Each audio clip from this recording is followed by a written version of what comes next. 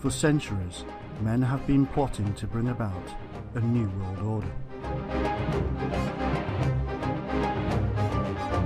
From seemingly diverse backgrounds, religions, cultures, and even politics, they come together behind the scenes to enact their plan.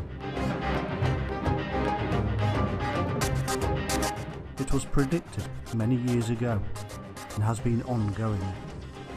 Along the way, thousands have built vast fortunes, families become entrenched as the power brokers, and authority placed into the hands of a few.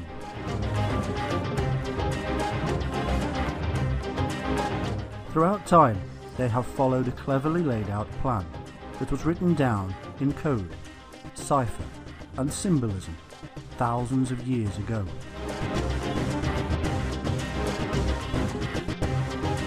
In this film, we will examine their special language in order to uncover the truth. From the special names to the special numbers, a secret lies hidden and waiting.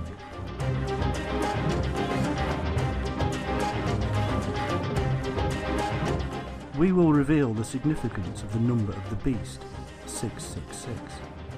We will see the truth behind their religious symbols such as the cross and tree, and through these see the beast for what it truly is.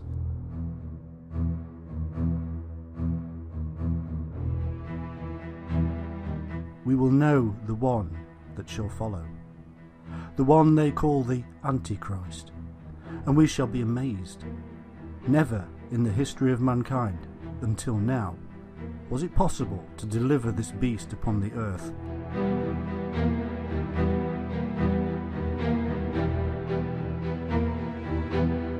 The New World Order is ready, and its new Messiah about to be revealed.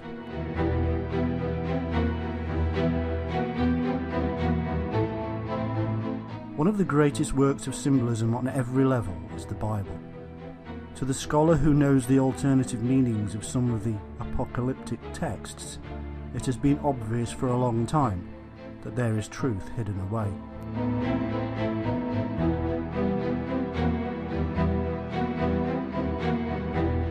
But there are so many hidden layers that any number of meanings are possible, and we must remember that lies are also hidden in code.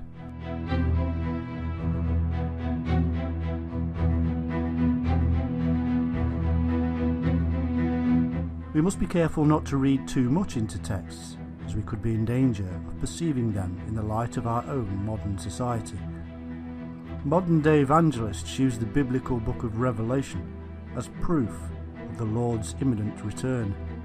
They point to hidden meanings regarding nuclear war and Middle Eastern dictators, as if they had some kind of divine revelation themselves.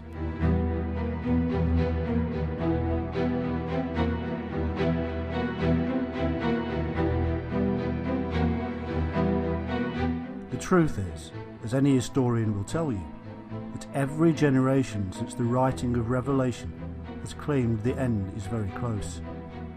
That is partly the point of the gospel, misinterpreted completely as usual.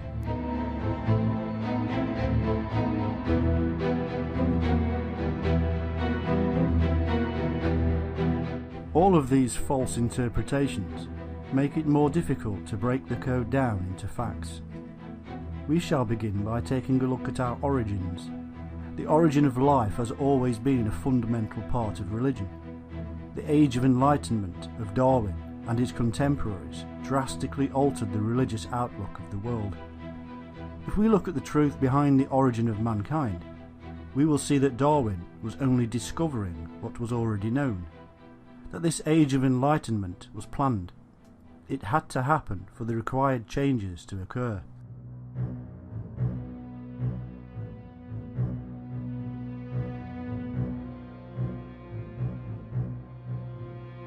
We will see how ancient man and his religious beliefs were perfectly parallel to our current scientific beliefs, the difference being only in the terms used. Take the following pattern, which is common to the majority of the world's religions. Only the God exists. He is supreme and is alone. The heavens and earth are formless. Everything is darkness. and covered by primeval waters.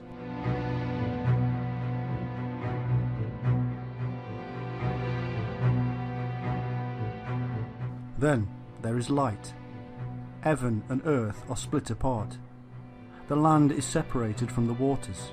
Day and night are created with the new sun.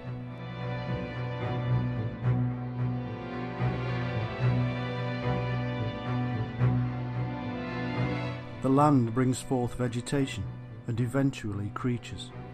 Birds and animals are created. Man appears.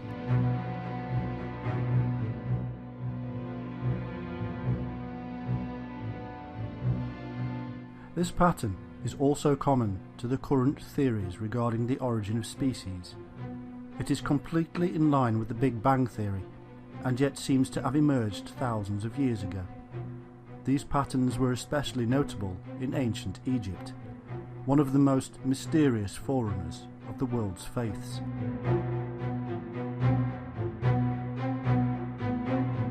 It's almost as if a long thread of knowledge is finally coming out into the open.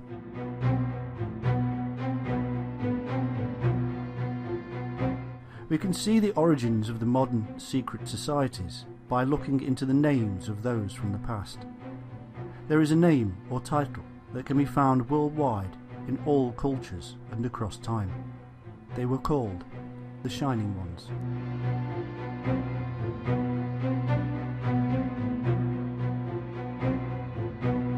We shall begin with the Bible and see where the thread leads.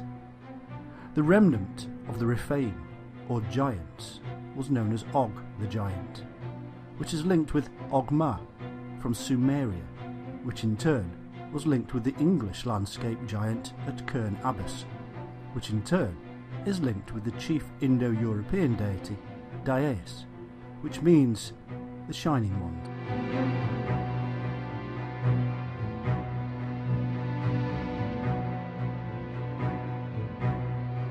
Therefore, King Og of Bashan in the Bible is the remnant king of the Shining Ones, seen here across vast distances as giants in the land, from cultures that should have no similarities or connection.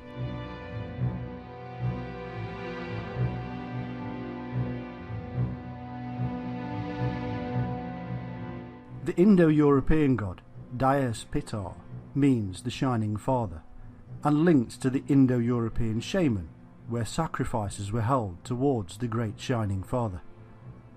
Devas of Hindu tradition means Shining Ones. Buddhist Bodhisattvas regarded as the Shining Ones and saviours. Agni, the Hindu sage, means Shining One. He was father, priest, king, protector and messenger. The people called the Anunnaki are linked with the Angakok of Greenland and the Anakim giant race of the Bible, and means great sons of the Shining One, after their god Anu, the Shining Father. Ra, the Egyptian god of the sun, took on the role of Shining Father, and the kings of Shining Sons. The Egyptian Ak means Shining Soul. Isis governed from the shining heights of heaven. Melchior was the Magi king of the Shining Ones. These Magi supposedly derived their knowledge from the Brahmins. Virgil tells us that the golden race will spread throughout the globe and produce a Messiah who will be born of a virgin lady. Are we getting the picture yet? They were everywhere, even thousands of years ago, and they were remembered in legend, myth and religion.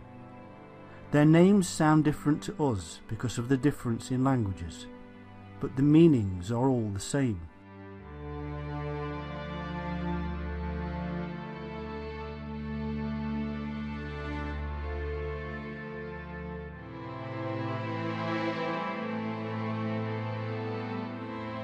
Archangel Michael means he who is shining. In Cornish, the word El means angel and the shining one. The angel Seraphim means shining one. Elohim, the Jewish god or Lord, means the shining ones. The host of heaven or stars in Sumer and Israel were the shining ones. Egyptian Amu-El means Amun is the shining one. Moses is shining forth when he comes down from the mountain or heaven. Quetzalcoatl is the light of day, meaning he is very bright. Helios is depicted as a shining horse. Actaeon means shining one. Lampon, the horse of Diomedes, is the shining one. Skinfaxi, the Norse mythological horse, had a shining mane. Buildings became shining when they were painted or plastered white, and the priests became the shining ones who were to adorn this sacred colour. Fatima, the daughter of Muhammad, means the shining one. She is said to be virginal, and her title is bright blooming. The Nile is said to be the healer of mankind, who shines when he issues forth from the darkness. The word saint comes from the root sam, which means light of the one and shining. The great Hu, meaning shining light, and Hu is the root word of so many other religious divinities such as Dayu, which is where we get the word dew for the shining wetness of the morning.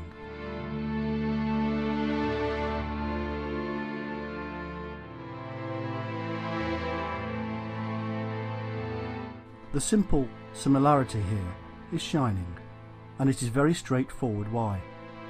These were the gods of the heavens. The great bodies in the sky that we could see shined. The sun, moon and stars above us were therefore extremely important to our ancestors for some reason. That reason is simple and empowers the one with the knowledge. They gave us the time of year and day. They were the perfect tool for navigation and knowledge of the seasons.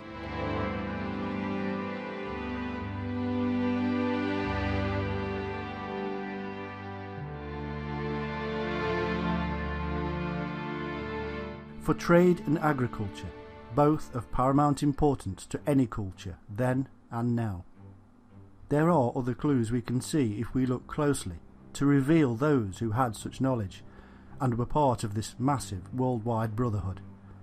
One such clue is the presence of a beard.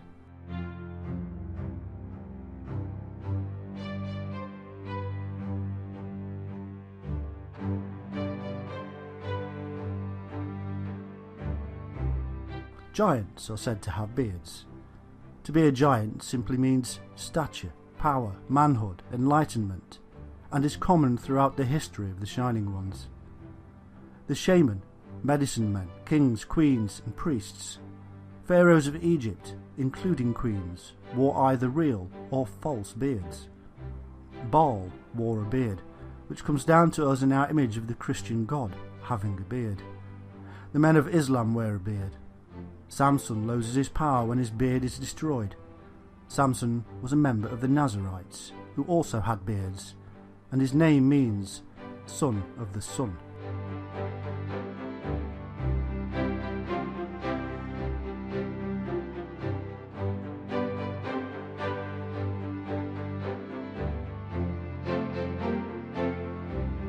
The Gnostic Essene wore beards. El, the Canaanite god, also became the god of the Jews, is the Shining One who has a beard. Jupiter is associated with Adonis, the other title used by the Jews for God. He was the Shining One with a beard. Quetzalcoatl had a beard. The Druids of Europe had beards.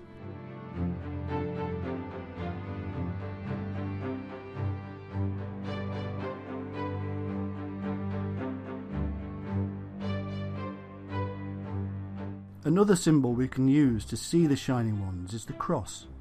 It was a symbol of the sun across the world, and therefore a symbol of power and light.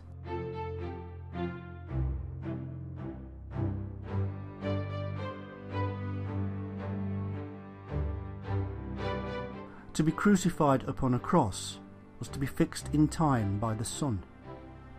North American shaman are suspended by their wrists in the style of crucifixion, taking them in a trance to the other world and coming back with powers. Odin was sacrificed on the Tree of Life and visited the underworld. There are Hindu temples in the shape of a cross and burial tombs all over Europe in the shape of a cross. The Great Pyramid of Giza forms a cross on the ground at the summer solstice.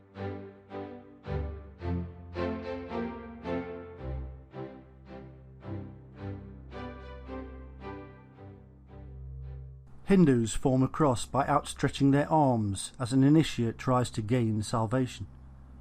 Quetzalcoatl's symbol was a cross. Celtic crosses with winding snakes are the same as the Hindu images. Jainism has the cross and swastika, as do Hindu and Buddhist beliefs. The same swastika chosen by Hitler. The symbol of Tammuz and Thoth, and therefore Hermes, is the cross.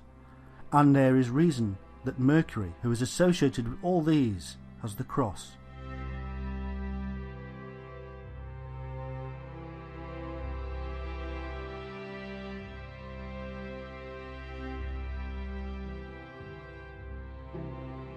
So far, we have shining, beards and a cross. All mean the sun or the lights in the sky. All are symbolic of wisdom, power and strength. All attributes of the solar divinity. All symbols that are still with us to this day and utilised by those in positions of power, from Freemasonry to the Illuminati. There is another, the symbol of the Trinity.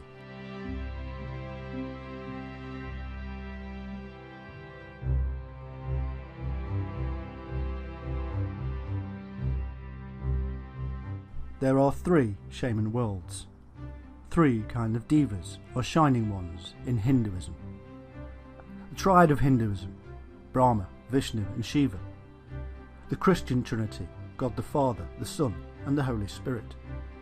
The Book of the Dead in Egypt with three streaming rays of shining light hitting the soul of the initiate.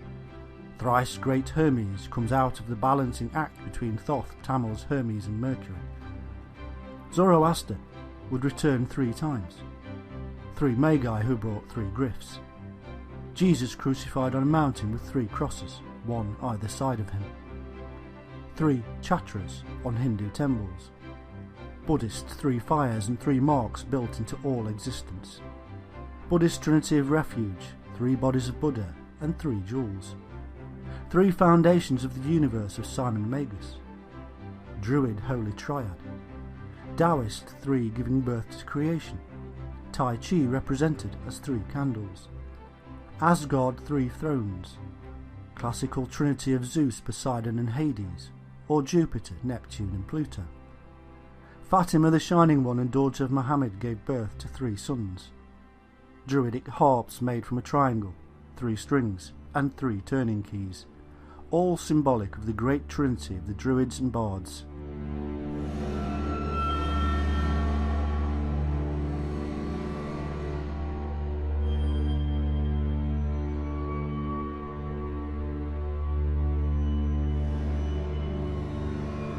If the people had been true and honest to the 3 grand articles of religion, then the bard may sing a requiem which would enable the people to enter heaven or have salvation via the Trinity of the harp. The Babylonians represented the supreme deity as an anchor, shooting the 3-headed arrow. This became the archer Sagittarius. The English arrow being Aru, or the light of Yu, and the Sanskrit for arrow being Ishu, or the light of Hu. The arch, of course, being the procession of the sun overhead.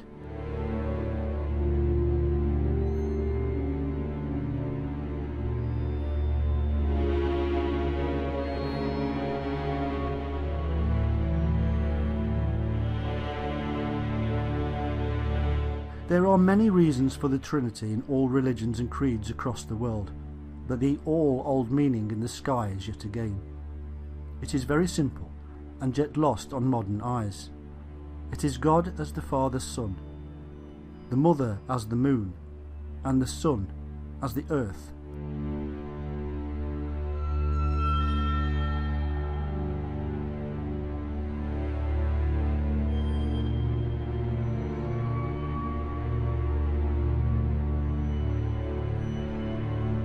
It is symbolised as a triangle, within which we have the all-seeing eye of the solar divinity.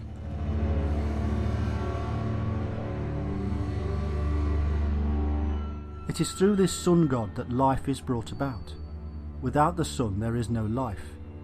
As plants die in winter, they are born again in spring, when the sun rises once again. This pattern of life is revealed in the concept of reincarnation.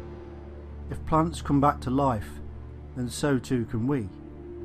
It is therefore no surprise to discover that the sun god on earth should be reincarnated or resurrected.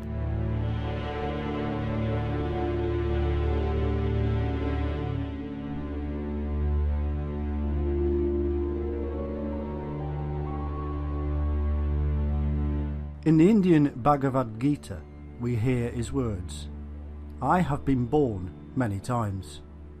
The Bible tells us, "You must be born again." The Egyptian Book of the Dead states, "I have the power to be born a second time."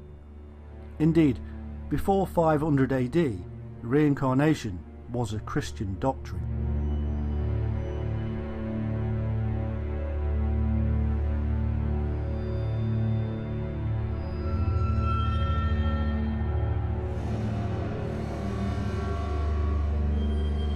There are copious Egyptian rebirth rituals. The Magi believed in reincarnation.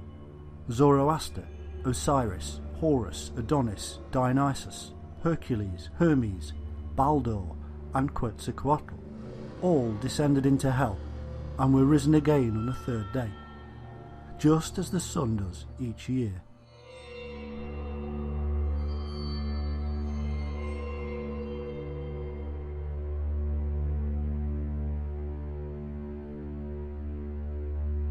Vishnu said, "Every time that religion is in danger and that iniquity triumphs, I issue forth for the defence of the good and the suppression of the wicked.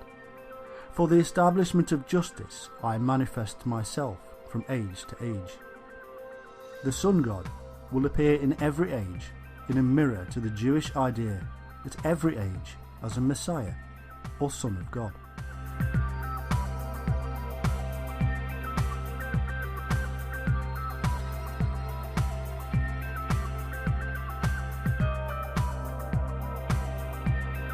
Resurrection is all part of Mithraism, the Orphic mysteries, and Isis worship. These sun gods had to have a way of being born. They could not be human. They had to be gods.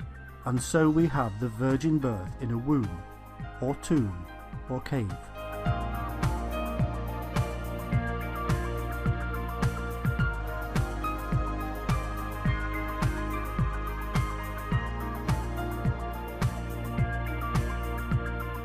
Not surprisingly, this is also seen worldwide. In Egypt, Isis immaculately conceives Horus. Virgil said the Messiah would be born of the Virgin Lady. Zoroaster was born of a virgin. Fatima, the Shining One, gave birth to 3 sons and is said to have been a virgin. In China, the virgin birth consists of treading in the footprint of God, which the mother of Hu Chi did, and was born like a lamb. He was born amidst sheep and cattle, just like Jesus.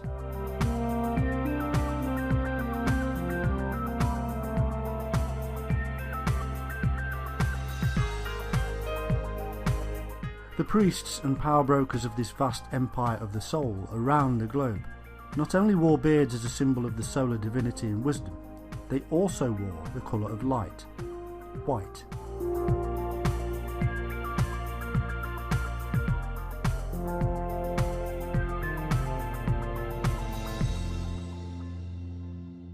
Jains, Knights Templar, Druids, Bards, Priests of Osiris, Jupiter, Magi, Romans, all wore white.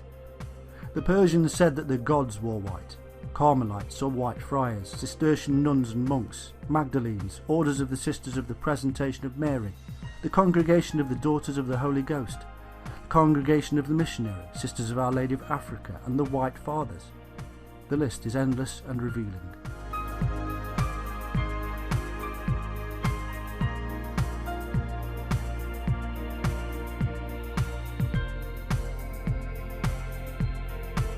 These, then, are the symbols we should be aware of when seeking out the New World Order, for they are symbols that have been utilised for millennia. But the New World Order has a darker side to it, and this is symbolised by the image of the beast. It is the symbol of their kingdom on earth. There are many prophetic symbols associated with the beast, and the dragon is a good place to start.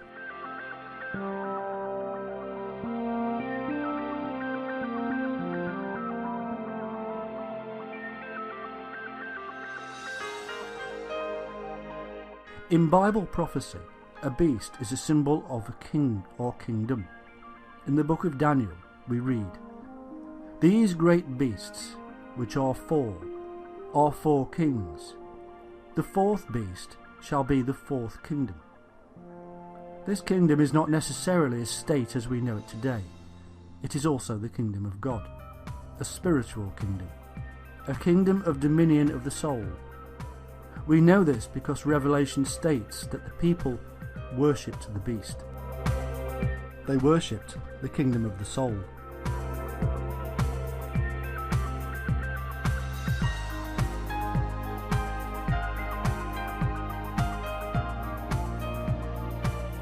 The symbol of this beast is the dragon.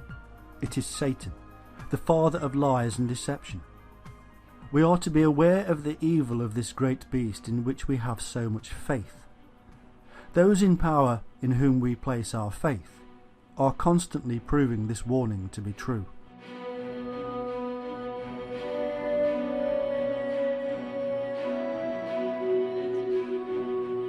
One way of recognizing the beast among us, according to the Bible, is via blasphemy.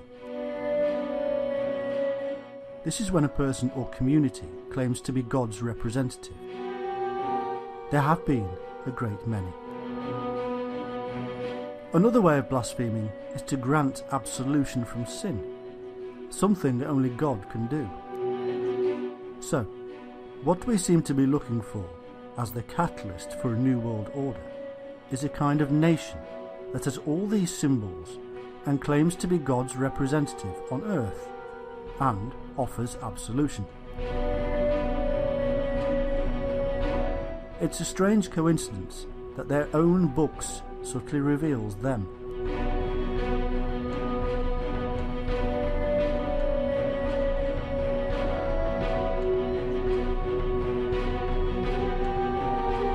But let's move on and examine a little more closely to see them.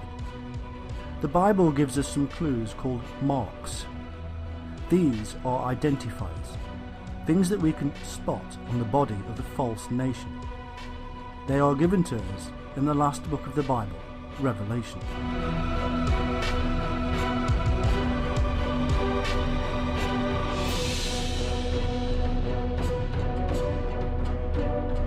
They will worship the beast. They will rise out of the sea, which is a symbol for being amidst a densely populated area, such as the Vatican in the Sea of Rome.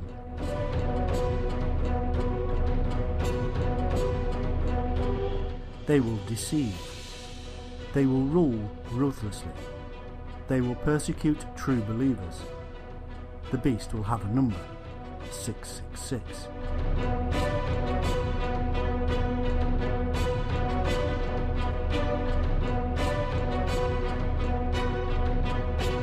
There is only one massive world power that meets all these criteria. It has influenced and controlled mankind for a very long time, and still to this day holds huge influence. Many leaders of the world and people in positions of massive power are members of its nation.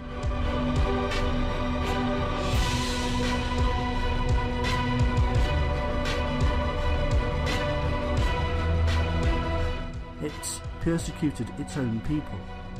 It has claimed to be a representative of God on earth. It claims the power of absolution. It has all the symbols. It is the Catholic Church.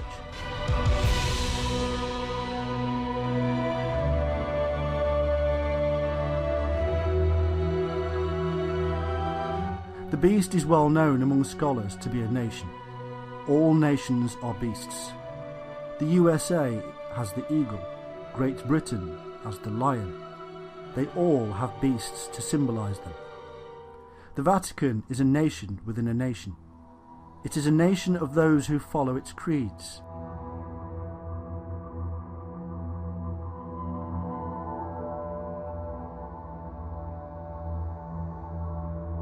Revelation tells us that this beast shall be ruled by Ecclesia, symbolized as a woman. Ecclesia, or the woman, is a church. This nation shall be ruled by a church, a Catholic church, a universal church.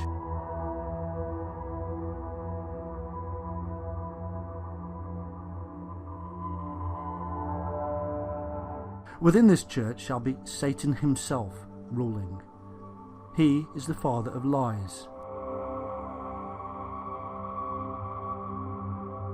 Every cleric must obey the Pope, even if he commands what is evil, for no man may judge the Pope. These are the words of Pope Innocent III.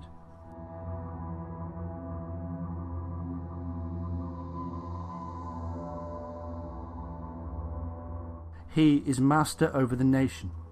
Revelation tells us he will be master over the spiritual and the physical, the religious and the political. Only in the Vatican City can this be true, for it is the headquarters of the vast Catholic world and also a city-state unique in the world.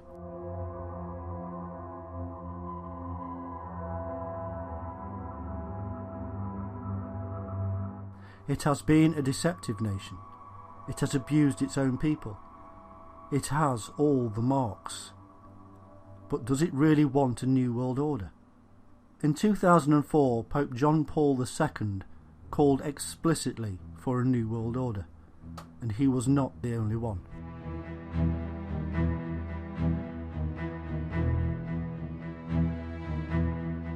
Over generations, the papacy subjugated nation after nation through legal fraud and battle.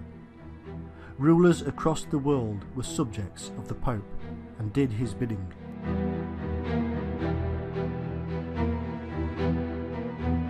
Pope Nicholas I stated, "Fear, then, our wrath and the thunders of our vengeance, for Jesus Christ has appointed us, the popes, with his own mouth absolute judges of all men, and kings themselves are submitted to our authority."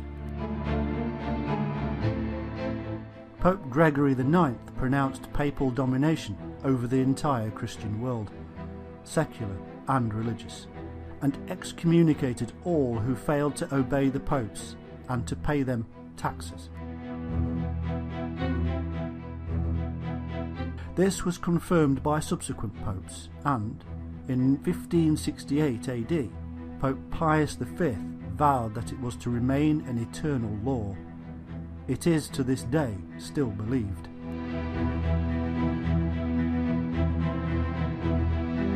And so, through symbolism and code, we can begin to see more clearly the very roots of the modern idea of the New World Order.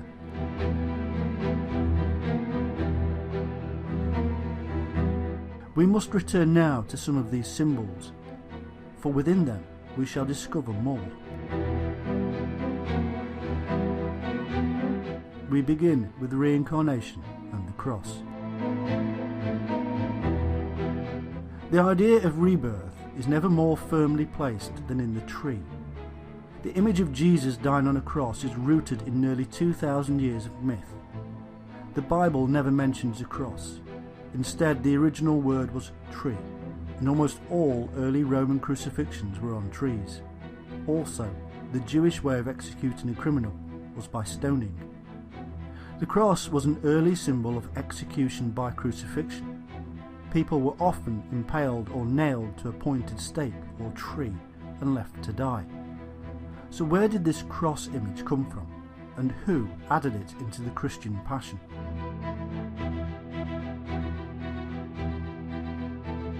There is an enormous variety of cross forms, all of which come from the same root. The Egyptian Ankh is a T-shaped cross with a loop above, and represents life, and is held by a deity or king as a sign of his power to issue life. This cross was held to the nostrils, and life returned to the departed. In the same way as breathing the breath of life into the nostrils noted in the Bible and just about every other creation myth. Without the loop, this cross represents eternity to the Egyptians and predates the Christian cross, which was introduced into Christianity 300 years after the death of Christ on a tree. The reason for this was so that this new shining one, enlightened king-priest deity, could be linked with the old ways, just as he was in so many other ways.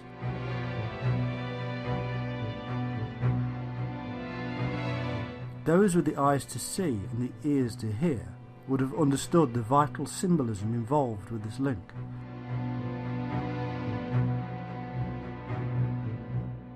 The legend of the true cross of Christ is linked with the tree of life, because symbolically it was upon the tree of life that Jesus died. The cross is found in all cultures and, mostly in the magical context, it has power. The various words for cross come from ak, ros, meaning the light of the great fire, the light of the sun.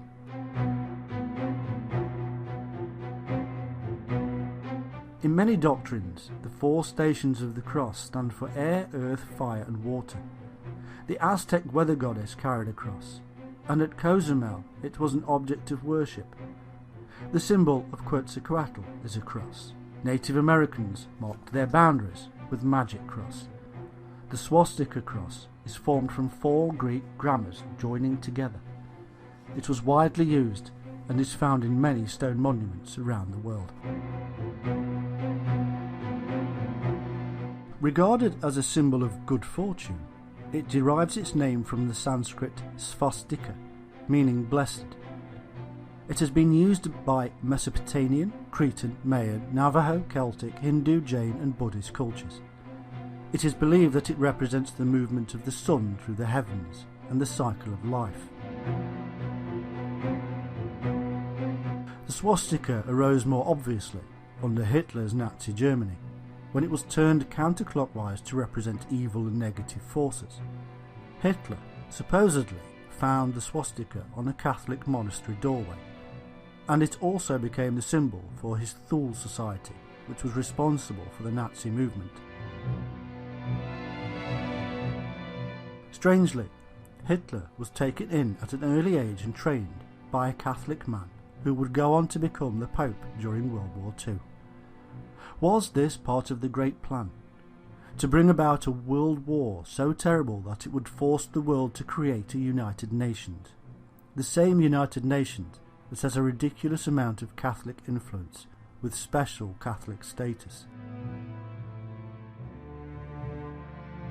Hitler joined a re-education program where he was singled out as a good leader and speaker. He came to the attention of Archbishop Pacelli, who would later become Pope Pius XII. His friendship with the Archbishop led him to being promoted into the ranks of intelligence, where his role was to infiltrate the German Workers' Party. For 6 years from 1919, Hitler would regularly meet with the Archbishop to pass on intelligence reports. For some reason, the Archbishop ordered Hitler to influence the party to change its name to the National Socialist German Workers' Party, or what we now call the Nazi Party. In fact, Hitler had such influence within the party he was spying upon that he was announced as the party's Führer in 1921. A Catholic from birth and having attended Jesuit schooling, Hitler was deeply interested in the mystical elements of the Catholic Church. Indeed, the very school he attended had an ancient swastika above a doorway he would pass through every day. His work in the Nazi Party came along with huge amounts of Catholic money to help him build the group. Pretty soon, Hitler was creating a paramilitary wing known as the SA, or Stormtroopers, with Ernst Röhm as their head. With the aid of Jesuit spy masters, the SA were trained in espionage, assassination and propaganda.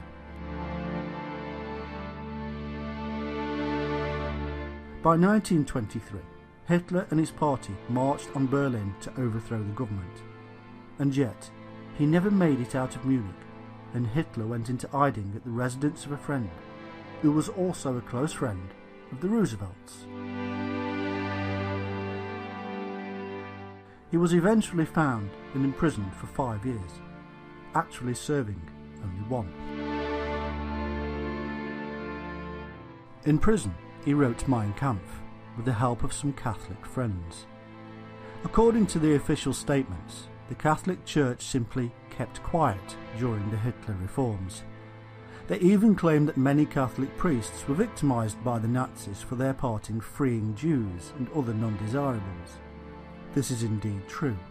The Catholic Church did remain quiet, and there were individuals within the Church that stood up for the rights of man. However, there is a darker side to the Catholic role in the running of the Nazi war and Holocaust machines. As a child, Adolf Hitler attended classes at a Benedictine monastery. Here, he sang in the choir and claimed that he had dreamt of one day taking holy orders. I am now, as before, a Catholic, and will always remain so, he is reported to have said to one of his generals. The Catholic Church in fact never excommunicated him, and when we consider that a person could be excommunicated for just misdemeanours as giving water to an infidel, then this is quite eternal.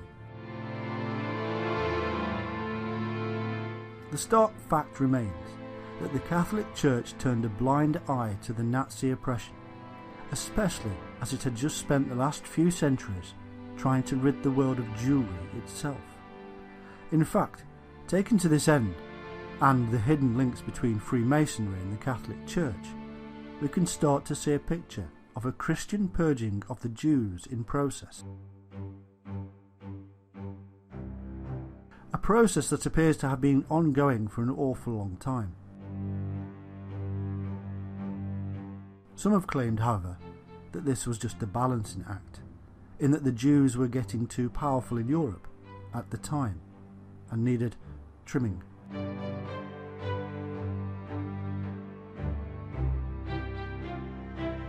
The Catholic deal with the Nazis involved having further privileges for its priests, and even permission to get them involved in the public school system, with a massive $400 million of state aid.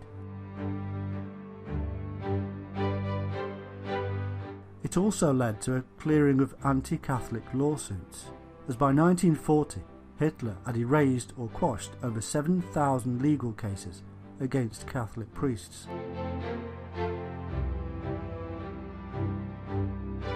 All in all, the Catholic Church was doing quite well out of the process.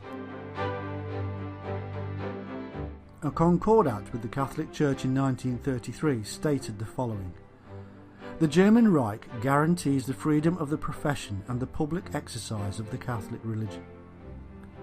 Catholics shall enjoy the protection of the state in the same manner as the employees of the state. The teaching of the Catholic religion in the elementary, vocational, secondary and superior schools shall be a regular subject and shall be given in conformity with the principles of the Catholic Church."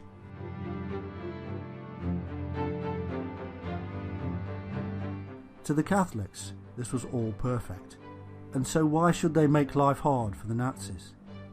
To the Nazis, they gained prestige and seemingly backing from the Romans.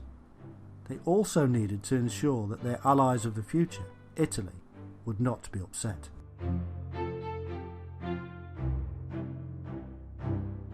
Many authors have in fact shown that even following the end of the war, the Nazis were aided in their escape by their brothers in the Catholic Church, escaping via monasteries and nunneries into deeply Catholic countries in South America, especially with the aid of certain Jesuits. It would not do to call people into a secret society and then for them to be left high and dry when the whole thing collapses. This is just one example of Catholic meddling in the political systems of the world, and the dire effects this had upon mankind. Their meddling has in fact been the cause of millions of deaths, all in the name of a supposedly peaceful religion, and by placing the symbols on show for the world to see, such as the swastika, they made a statement.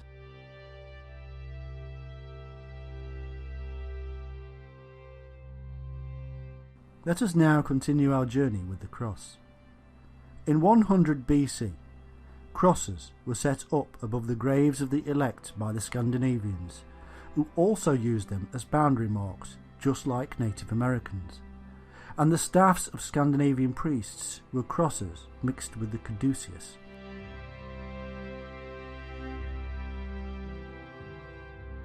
The Tau cross, without the loop, is probably the oldest type. It is the cross of the god Thoth, or Hermes, who became the god of the alchemist, the magician, the inheritor of the Shining One's legacy. It was also the symbol of the god Tammuz, a Sumerian, Babylonian and Assyrian god who died every year and rose again in spring, at the same time as the Christian Easter, or rising of Christ, matching the cycles of the sun.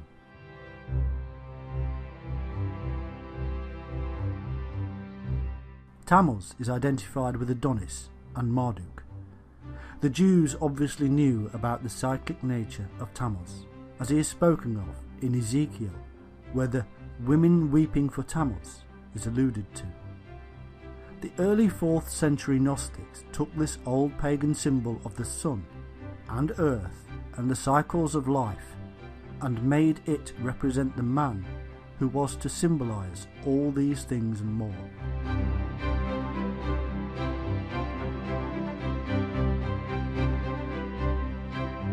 All crosses originated from the most basic of altars, the sacrificial tree, which in the case of Jesus was, significantly, placed upon a mountain with 2 others as a Trinity sacrifice.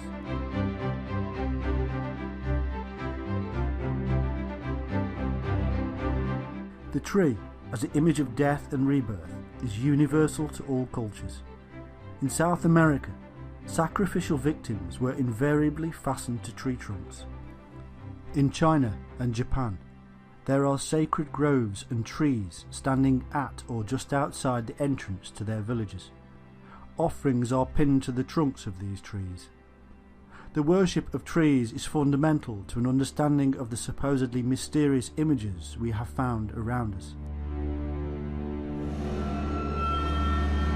The Druids held special interest in the oak. Indeed, the Druid word for sanctuary matches with the Latin word nemus and means grove or woodland glade.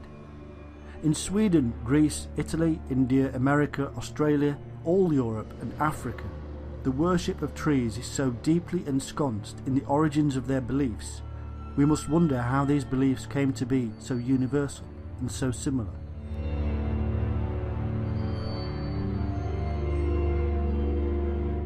It is therefore no wonder that the idea of God dying upon a tree was absolutely fundamental to the plan of Jesus' death.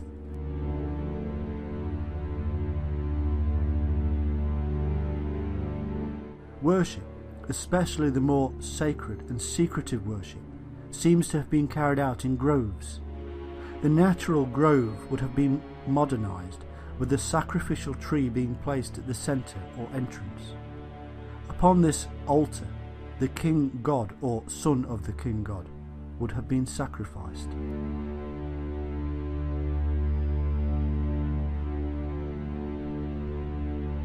The grove would then have been fenced with posts, poles or trees. This eventually led to the small stone circles, a more permanent structure. The altar or sacred tree would then have been transformed into a large stone monolith, and all the attention diverted towards it. In conjunction with this, knowledge of the stars and the cyclic patterns of nature would have been taken into account, and suddenly we have the most useful temple in existence.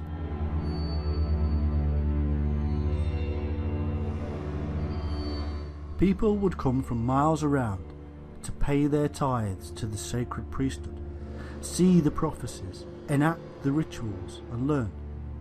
Power over this vast period of time settled well and truly with the priests of old, and this is how today we have a religion at the centre of it all.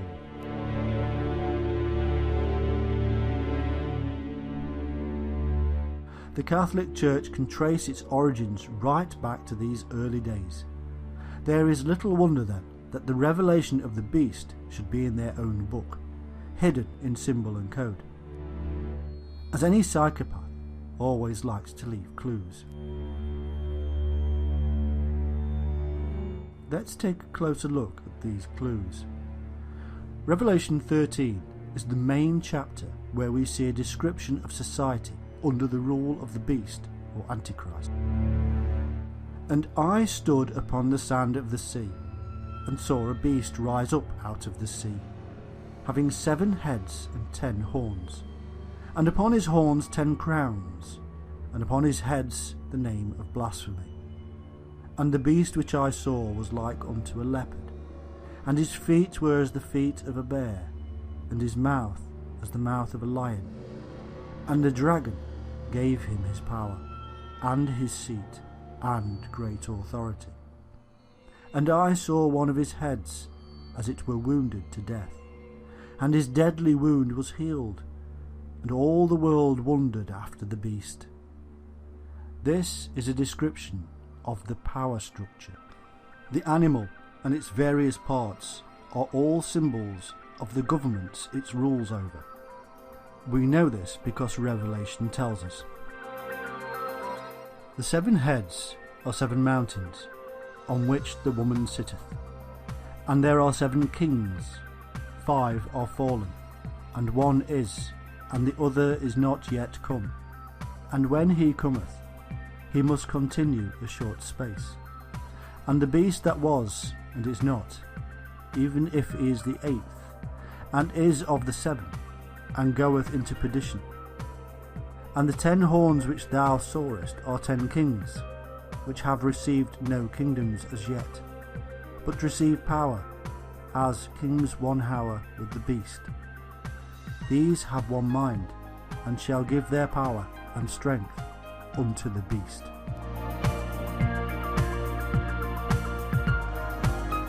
They all have one mind, given over to the authority of the beast, and that mind that is set upon dominion.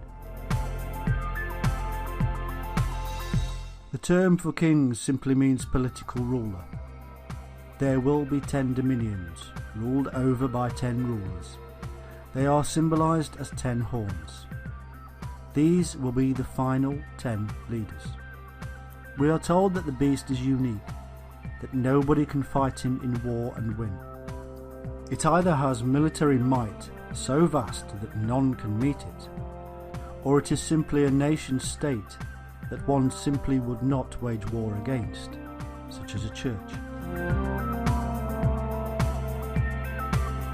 The beast is said to want the throne of God, to be worshipped as God, like a pope sat upon his throne and adored by millions.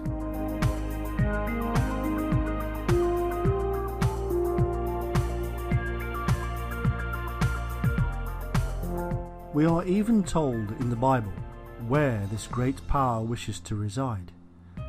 It is known as Zion, and most scholars have stated that Zion is Jerusalem. However, there is more here than meets the eye. The Vatican was built as the new Jerusalem. There is no need to suffer the heat of Israel when you can make your own Zion.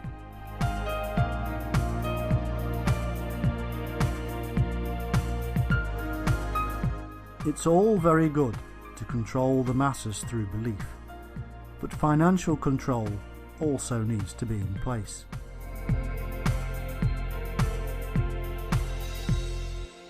Banking was in fact originated by the Catholic Church.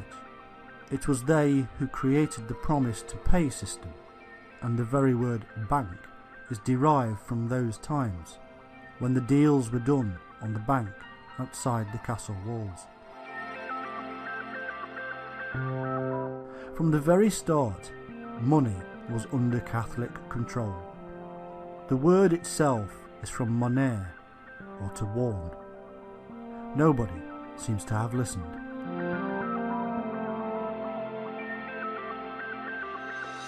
Revelation tells us that financial control will come through a mark, known as the mark of the beast.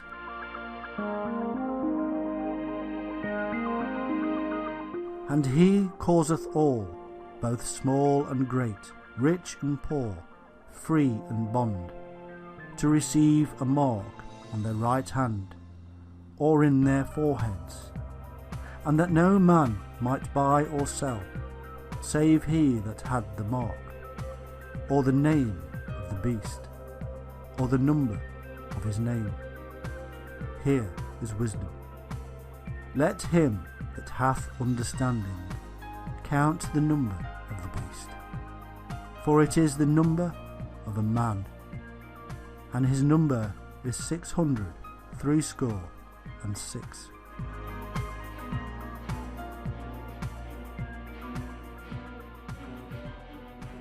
Every single person will have the mark, or they won't be able to buy or sell. They'll die. There will be no social divide. What is amazing is that this was written 2,000 years ago, when you could buy and sell with goats. You didn't need money. The mark itself would have to be very clear and clever, because it would somehow have to reveal a person's known wealth. What if that wealth altered over time? Would you have to get a new mark?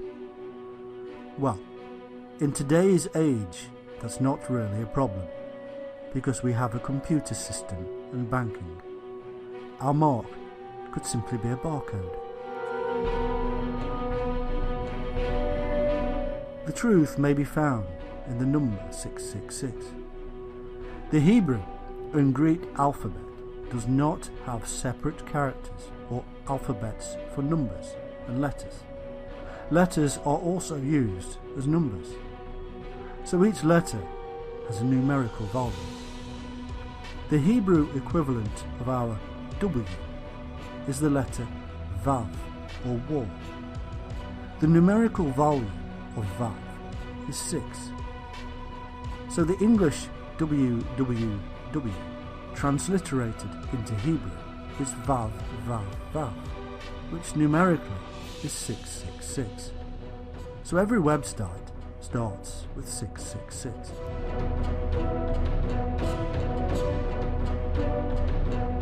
The idea that we will all have the number of the beast tattooed on our hands or foreheads has been around for a long time, and there are many theories from the Christians as to how this will be done.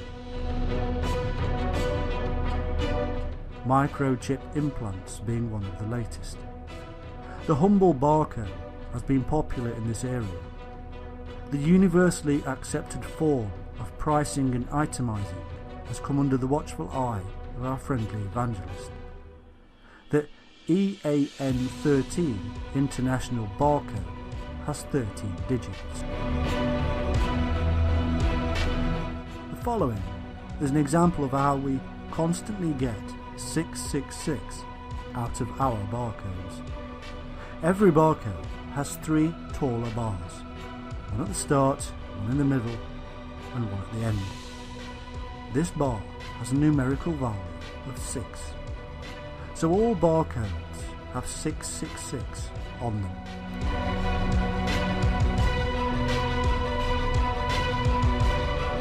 So what about the man at the top, the Pope? The official title of the Pope is Vicarius Filii Dei, which translated is representative of the Son of God. Since in Latin certain letters have numerical values, we only need to add them up to come to 666. So the number of the Pope is amazingly the number of the beast. All of this is part of a vast system of numerology hidden within the Bible. Not only did they hide their truths in symbols, they also hid them in clever mathematical codes. This is a second-tier coding system used by the scribes to hide their secrets. Whether humans are supposed to be stamped with a barcode or not remains to be seen, but the systems we now have in place for mass control and observation are obvious. We pay with the swipe of a card or by using our mobiles. Soon, this will change, and we may have implants of microchips so we can scan our hands. Our code will tell the computer what we are worth and deduct the payment. Behind all of this are the massive international corporations. Side by side with these are the nation's politicians. Both monitor and manipulate us on a huge scale, and that manipulation is becoming more and more automated.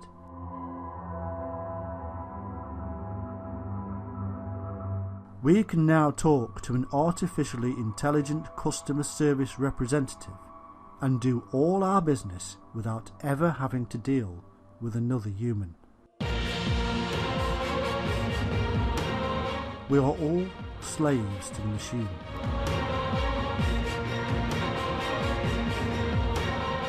These same artificially intelligent systems recently revealed that mankind should be eradicated. It is a logical conclusion to make. With all the knowledge of what mankind has done to the world and continues to do, is it not a logical progression that in order to save the world, then mankind should be wiped out? Will mankind be smart enough to have a safety device on these artificially intelligent minds we are letting loose?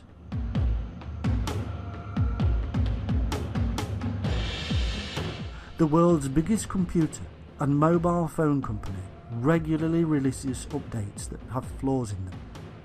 Are we to trust them to release a mind upon the World Wide Web that can think as fast as the speed of light, with all the knowledge of all the world from all of history?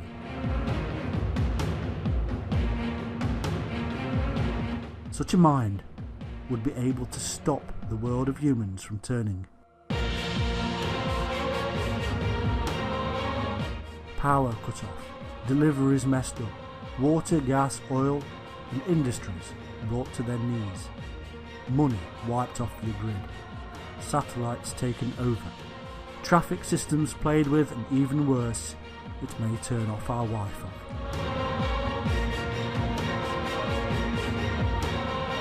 The whole thing could be catastrophic, or even worse than that. It could indeed all be controlled from a central location.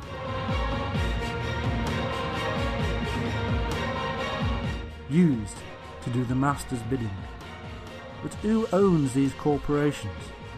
The banks. And who owns the banks? The beast or church shall be followed by the Antichrist that shall do its bidding.